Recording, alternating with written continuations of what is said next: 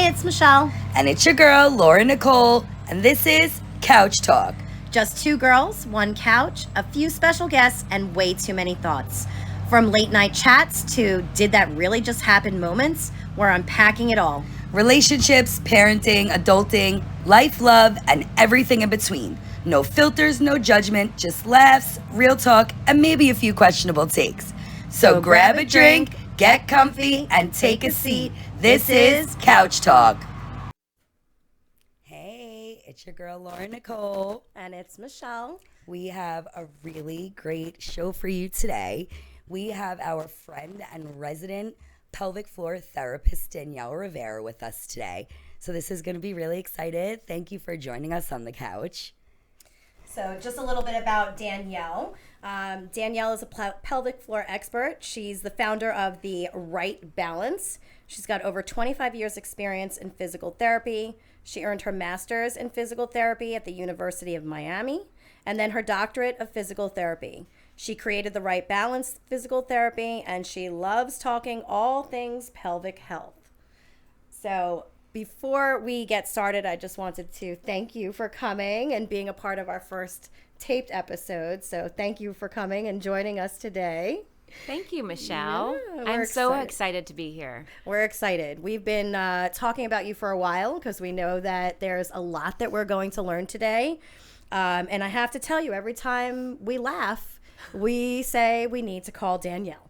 So I'm very excited for what's to come today and for everybody to know what we're excited about. Yes. So tell me a little bit. Can you share with us what inspired you to get into your line of business? Sure. So I have been like you said earlier, I have been a physical therapist for over 25 years, which in that world, I'm pretty old. And for years, I treated spines and pelvises, but there was always just that missing link. Like, what else is going on here? I mean, people talk to me about peeing and pooping all the time. Nice. And I wasn't even treating down there. But then I was like, the more I learned about what pelvic floor was, and it's a field that once you get started learning more, there's so much more to learn. Wow. So I loved Everything is connected. Exactly. Everything is connected, which is why I think it's like really important that we kind of bring like awareness and things like this to light, right? Because it's something that like most people don't talk about. We kind of deal with in silence. We don't say anything, especially after childbirth or with age. These are just things that we generally don't say out loud, which is why I love having our friends on the couch, because it gives us a chance to talk, about these things that are somewhat taboo, right? Yeah. Right. So, I have a question for you. Why are these issues common but not normal? That's a good question. And that's what we talk about all the time. They're common, but it doesn't mean it's normal. We've been told for years that, oh, yeah, you had a baby. It's okay that you pee in your pants. And it's not. It's really not. And we need to really address those things. And that's what pelvic floor physical therapy does. For years, people have said that it's okay. And I just don't want you to be okay with okay. Quality of life, right? Quality of life, right. Yeah. So if you don't pee, or if you don't jump anymore because you're afraid you're going to pee in your pants, well, that's not okay. We need to jump if we want to jump. Actually, jumping is great for our muscles and our bones, and we're learning it more and more. So why are we avoiding that? We don't need to, but we do need to address the problem, and that's what I do. And it has like kind of an embarrassing stigma almost, Very. right? Yeah. Yeah. Peeing in your pants? Yeah. Yeah, I think it does. As an adult? I think it does, but it's nothing to be, and that's the thing too, it's nothing to be embarrassed about, because Right. Unfortunately, a lot of people do it, and it is common, but it doesn't mean that it's normal. It doesn't mean that it's something that you should just have to deal with. And Right. It's not embarrassing. Right. So I wonder, many people think that like pelvic pain, is kind of like a part of life. And I think that, again, it's something that gets normalized, right? So how does pelvic floor therapy enhance and fixes that kind of that pain problem? Pelvic pain is a big one too, and pain with sex is something that I treat all the time. And it's not okay that it hurts, and when we go through different stages in life, like perimenopause, listen, it's true. Hormones change us down there. But that's not the only thing that What age is perimenopause? What age is? Yeah, typically. Oh my around gosh. That could be anywhere from like 30 or something. Yeah, they say like there's a whole series of like 15 years that they're saying, or 10 to 15 years that maybe you're starting to get symptoms or signs of perimenopause. Wow. But a lot of women, they have pain with intercourse at that time. And maybe it is, are we allowed to say dryness? Yes. Maybe there is dryness down there, but that's probably not the only reason why it's uncomfortable. We address the muscles. So chances are you might be tight down there. And I know your partner might like that. But if you're tight and your muscles are tight down there, then that can give you pain there. So we, as pelvic floor physical therapists, I address those muscles and I teach you how to lengthen them or release them or make sure that they're not tight so that sex is good for both of you. So I have to ask. So Kegels, I learned you go to a stoplight. I don't know if you ever heard this. You Yes. go to a stoplight. And at a stoplight, I think it was like 5 seconds and you tighten and then you release. Is that what a Kegel is, or am I completely wrong? You're not completely wrong. But I'm not completely right. You're not completely wrong. No, and stoplights are a very popular way to Kegel. The thing is, the research shows that most people just don't know how and what they're doing down there. Yeah. So as a physical therapist who's trained in that, I actually can train you to make sure that you are doing it the correct way. Okay. One of the biggest mistakes I see is we work on contracting those muscles, but we don't work on releasing those muscles. So we want to make sure that when we contract, even at a red light, we're contracting, but then we're making sure that we actually relax the muscle. So how do people not relax? They just are so tensed and they just stay tensed? Like a stick up there?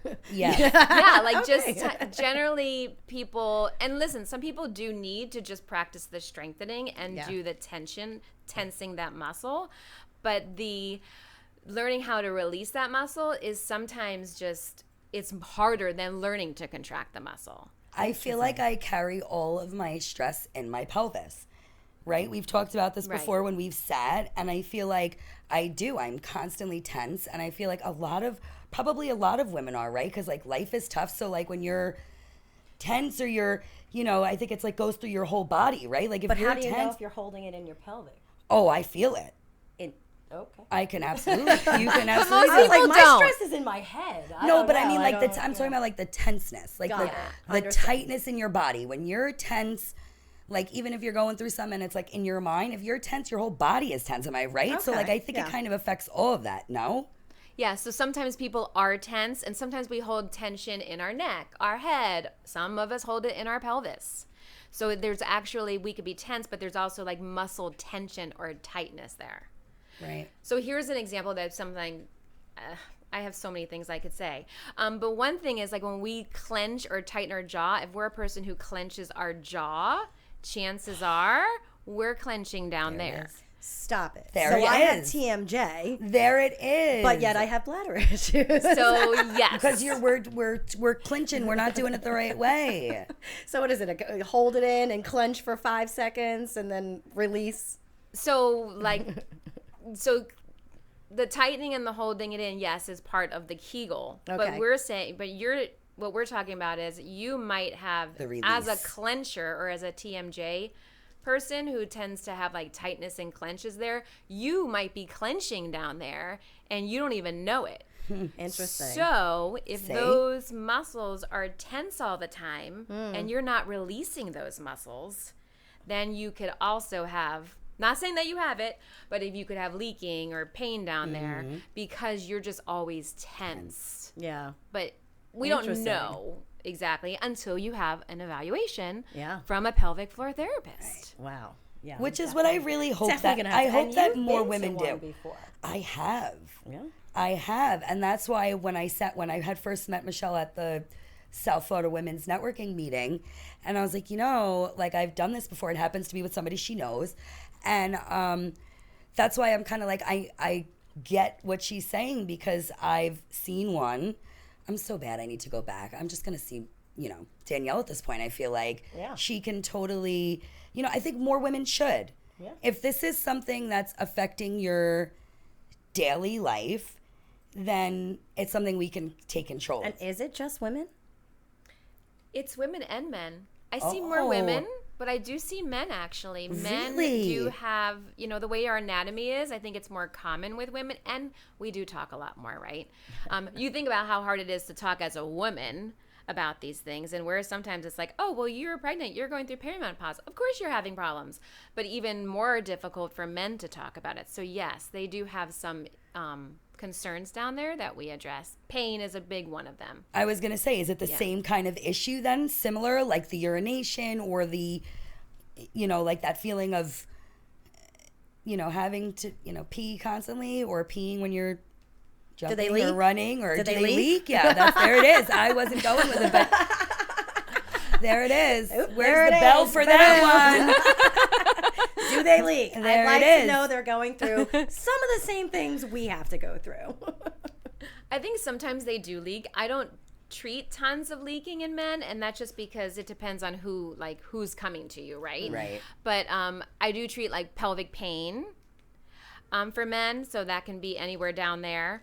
And sometimes I don't remember how much I can say online or on the air, but so sometimes they have pain into the testicles, into the groin, into the penis, and that can actually be because there's muscle tension at their pelvic floor. So Understood. And do you treat younger, teenagers, or is this mainly older? What's your age demographic? Because listen, I'm going to be curious. Pretty candid right now. I've had bladder issues since I was younger. I have always had a bladder issue. Yeah. So I hate to say it, but I have always peed my pants. That's okay. I'll always be You're known not as that. cool unless First you pee your episode. pants. Well, not cool unless you pee your not pants. always, because you're going to see me. Billy Madison reference. Right? Absolutely. Absolutely. Yeah. But actually, even some women, I think bedwetting, even bedwetters who wet their bed for a long period of time, longer than normal, they might tend to have more pelvic floor stuff. So I'm curious. So if this is where we're going with it, so we're just going. I'm loving this. So if we're talking peeing, we talked about this already. Hit me with it. How long are you supposed to be peeing for? What's normal? What's average? Wait, what? Remember when she said it was how many was seconds there a script for this? Did we have a script? No, we're going off script for this one. I have to keep track of how long I pee now? Yeah, well, remember she said something about seconds, how long it should be. So I was curious about what the average, what's normal. If you drink a lot, you should be urinating more frequently, right? But then there are those people that will pee and then go back a few minutes later, they're not emptying that. Is that pelvic floor related? It can be pelvic floor related, yes. So, I think textbook they used to say 8 to 10 seconds should be at least the length of your pee, right? Wow. So if you can kind of use that as a guideline. So if you went to the bathroom, 20 minutes ago, and you peed for 10 seconds, and then you're like, oh my gosh, I have to pee again. And then you go back, and it's 5 seconds. That could just be a sign. I think a lot of it is a sign of that maybe I didn't have to pee. And then there's opening that whole ball of can of wax. I'm never good at those things. Right. Can of worms. Are you feeling like you have to pee, but you really just don't have to? Sometimes we just fool our bladder. Our bladder is fooled that we have to pee because we're always going a lot. So then the bladder thinks, oh, I do have to go after this amount of time. Sometimes those muscles are tense down there, and they're giving you that sensation that you have to go. Once again, tense muscles. I feel like I'm a broken record. When you feel that you always have to go, that could be the sign that those muscles are clenching and tightening around the bladder, and it's giving you a false sense. So let's laugh. Can we, because after listening to all this, and it's you're coming of age, right? I just turned 40. Michelle's nearing the end of her 40s. So I feel I laugh when I say this, but must have apologized to my mother a million times. Because right when you're younger, there goes mom laughing and sneezing and peeing, and you're just like, I'm going to tell you something. Mom, I am terribly sorry for every single time that I laughed at you, because my God, this is life and it doesn't have to be. Everybody should see Danielle. I laugh with my legs closed. Crossed and bent down. That is how I laugh all the time. It's not good. Well, but I think the most important thing is that we're talking about it. Yeah. A, we're talking about it. And B, you're going to see me. Yeah. Yes. I've never talked about it before, and here I am talking about it on air. Yeah. Well, I mean, admitting that I pee my pants. This is what we're here for. If you ain't getting the real, raw, unfiltered chat, where else would you get it? This is a note. We listen and we don't judge here, Michelle. You should know this.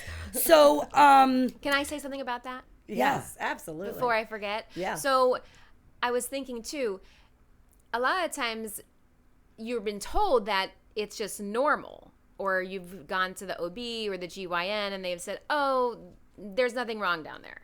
And that might be right according to their perspective, but a lot of them don't check those muscles. So we might have always thought that we have this thing going on, but that there's nothing we can address. But it's the muscles that the physical therapist, me, that we address, because we check those muscles. Like we see, or I see, I'm not going to have a bunch of people in the room with me. I see, like, okay, do you know how to contract those muscles? Do you know how to release those muscles? What do those muscles feel like? What do they do? So it's good that we're talking about it, and that's why I'm here. But yeah, we need to address those muscles. So just because someone's told you that, oh, there's nothing wrong down there, there is something wrong, right? Yep. Because who wants to pee in their pants? Yeah. Not me. Yep. I just turned 50, and yeah, I don't want to pee in my pants. Yeah. I think we can all say that confidently. Yeah, I don't want to pee in my pants. I don't want to pee in my pants. So what's some advice that you would give somebody who's struggling right now? What would you tell them? I would tell them to see a pelvic floor physical therapist. See somebody. I would love for you to see me, because I say see a pelvic floor physical therapist, but I want you to see the pelvic floor physical therapist in the area. But just see somebody, because we're talking about this and it's great and we're laughing, but there's help. Like the years of, oh yeah, I do that. Oh yeah. And it's not okay. And listen, we were just talking about how we're getting older. We don't get better when we get older unless we're intentional about it. And we do get better, but we have to be intentional about it. So even if you've been peeing for 20 years or you had your baby 20 years ago, it doesn't mean that it's not fixable, because we've never tried. We've never checked those muscles. We've never addressed those muscles. Yeah. So there's hope for you. There's hope for everyone. There's hope. We're going to take a quick commercial break, and then we're going to come back with Dr. Danielle. We have some more questions that we want to find out and learn how to fix our pelvic floor. So stay tuned and come on back. Imagine life without worrying about leaking when you run, jump, or play with your kids. When it comes to something as personal as your pelvic health, working with an expert matters. I'm Dr. Danielle Rivera, a doctor of physical therapy with over 25 years of experience. This means faster results, less frustration, and no more wasted time or money searching for answers. Call us or schedule online. Your pelvic floor is asking for the expert down there care.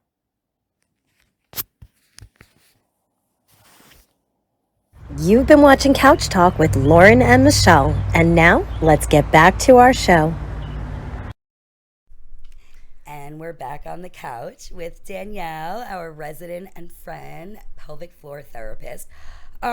So what is something that we can expect, or women or men can expect, when they come into your office? The dreaded question. Oh. Well, not the dreaded question. Are you in a gown? Are you Yeah, did tell we get us what undressed? to expect when you come in. So chances are, if you're coming for your pelvic floor and you're having issues down there, we do want to check down there. And a lot of times people are getting nervous about, oh, you're going to do a pelvic exam and you're a physical therapist, how does that work? Well, I have a lot of extra training. We don't just learn it in physical therapy school. Well, at least we didn't back then. I don't think we do it nowadays either. But I'm going to do a pelvic exam, and I'm going to check those muscles like we just talked about. Good news is no stirrups, no speculum. I'm sitting there right next to you, and we're just talking about it. We're getting to know each other, by the way, before you actually undress. I appreciate that. Yeah. Wine me and dine me before I was just you. going to say, you better take me to dinner first, Danielle. All right, we'll just make sure we're showered and There clean it and is. smelling nice before we Well, that come. should be a given, right? And then do you do like exercises while after you do your exam and you figure out like kind of the core of the issue and they continue to come back? Are you doing exercises together and then you're sending them home with stuff to do, or like kind of run down some of the stuff that you would do in office? Yeah. So we do pelvic floor exercises. Again, not always just Kegels, or we might teach you how to do a Kegel the right way. How many different exercises are there? Is it just Kegels? Because that's everybody's mind goes to Kegels. You know, but there's others, aren't there? Yeah, and that's a great question because, well, why would I come and see Danielle when I could just Kegel on my own, Kegel at a stoplight, Watch a right? YouTube video Kegel, or yes, kind of, exactly. yeah. No, you need the professional in the building in front of you telling you how to do it correctly. So you need the professional to make sure you're doing it right. And even if it is something that you should be doing, because remember, if those muscles are tense, you don't want to just Kegel. But then also, it's not just the pelvic floor. So there's so much more beyond the pelvic floor when we talk about pelvic floor physical therapy. Chances are, so like when I do an evaluation, I am looking at your hips, I'm looking at your spine, I'm looking at your pelvis, because there's reasons why your pelvic floor might be weak or tense inside, but we also want to see what's going on the outside. Interesting. Right. So actually you have hip muscles inside as part of your pelvic floor. Oh, wow. So we might do hip exercises that are addressing your Right. pelvic floor issue. Or you might have weakness in your core that never got there. And so what happens is sometimes your pelvic floor muscles tighten up down there because your core is weak. So we have to really kind of build a whole plan for you based on what I'm finding. So if your core is weak, if you have a bad back, if you've got weak hips, sometimes people sprain their ankle when they were, I don't know, 15 years old, Right. and they didn't stand on that left leg well because that left ankle was an injury. Well, now, years later, we don't want to say how many years later, years later, that's affecting how you're standing, it's affecting your pelvis, so it's affecting your pelvic floor. Understood. So, do you find that like doing like yoga or doing like activities that help to, you know, open and strengthen those areas help with issues? You know, I don't know. Is it incontinence? I mean, is that Yeah. I mean, is that what it would be classified as? Yeah, I mean, I do a little of everything. Chances are, most of the time, my clients, I see them once a week. So I'm giving you exercises specific to like what you need and what's good for you. And then I'm also, I'm teaching you yoga positions, or maybe I might tell you, okay, go to this yoga class if that's what you like to do. But you know what? Stay away from this. Oh, because good. that's not necessarily good Right. for you. So you're like a life coach too. So I do it all. I love that. But and you might be going to the gym. So tell me what you're doing at the gym. So it's not just your pelvic floor. It's all, I say belly buttons to thighs. I wonder what are some things to avoid that can further hurt your pelvic floor? Good question. Yeah. So tell me some things I shouldn't be doing. I feel like I'm going back to the pain with sex thing. And I don't want to anger too many people. But if you have pain with something, Don't do it. you probably shouldn't do it. Gotcha. Doesn't mean you should completely never do man. it, because Yeah, that's not what, good advice. Yeah, that's not. I gonna know. say, Danielle, hold up. I know. Don't do it while it's hurting you, but fix the problem and then go Right. back to it. So- You don't want to just like keep drudging through it. Is there workouts to avoid? Is there things to avoid that can worsen your pelvic floor if you are already having issues? Yeah. I'm not your typical pelvic floor physical therapist, I think. I don't like to tell anybody, even though I just said it, not to do something. Like, I want you to live your life and be able to live your life. So if you want to lift heavy, but maybe we need to address your pelvic floor first. Maybe we need to make some modifications while we're training your pelvic floor, and then lift heavier. You have to build up to it, kind of thing. Exactly. Like you have to work, almost like really working out the body, I guess, in a sense. It's almost like going to the gym. It's a muscle. Yeah. But and it's so crazy how like everything kind of comes full circle. So like she said, the back, the hips, the spine, like chiropractor is going to adjust you and set all that stuff in a line, and a pelvic floor therapist, you know, like Danielle, is kind of going to align kind of everything else. I feel like it's like everything does kind of work together. I think we take for granted some of those things because we live like crazy busy lives, like you said, so we normalize these certain things. But, you know, like you said, I think as you get better and better and you work on these things and you take the initiative to make the change, then you'll see progress. Yeah. My question, if you have a natural birth as opposed to, you know, having a C-section, does that really ruin you down there? I had a C-section, so I don't know, but I've heard that, you know. Snap back like a rubber band. I had two. Tell her, Danielle. Like a rubber band. Tell her. It's both. It's I'm curious, when you see clients, you know, do a lot of them have they had natural or what's the childbirth? difference? What's the difference in some of the things you see, right? Yeah. This is hot topics. This is fire squad here. It's both. I mean, take away the pelvic floor. Yeah. And just think about like when you're pregnant. Okay, your posture is different. You're standing differently. You're moving differently. Your spine has changed. Yeah. You're breathing differently. Yeah. I mean, you've got a baby up there and it's pressing up against under the your ribs. Yeah, right? Under the ribs. We talked about that. Yeah. Your ribs, when you had your baby, now they don't just like go right back. Oh no, she broke my ribs. Right, but they need to be fixed. So I go in and I kind of align those ribs better. Oh. Okay. So with all those changes that happen at our body, just not even talking about down there, they all need to be fixed. They're not just gonna. Everything's just not gonna. Bing, baby's and out. Pop back into place. Right. So those are awesome questions. I feel like I don't remember if I answered all of them, but yeah. So we're not even talking about the pelvic floor, right? So pelvic floor, down there, yes. I mean, if you had a baby down there, it might be traumatic down there, but you also carry that baby and it pressed on your. I'm talking about before the baby came out. Yeah. You carried that baby for 9 months. I mean, they was moving things around. Gravity. And pressing on things. And, so all of that stuff is still affecting. Oh, wow. This was really good today. I have to tell you something. I love episodes like this. I think that as our guests continue to watch, they're going to really learn a lot of things, and we're going to have a lot of laughs on the couch, and we're going to have Danielle back again because there is so much to unfold here. There's so much to talk about. And we'll be talking about Danielle every single time we laugh on the couch. Yeah, call Danielle. You'll see us saying call Danielle. If you have a business and you're looking to showcase your business and come on, definitely make sure to reach out to us at couchtalkpodcast@gmail.com. We'd love to have you come on the couch and showcase your business.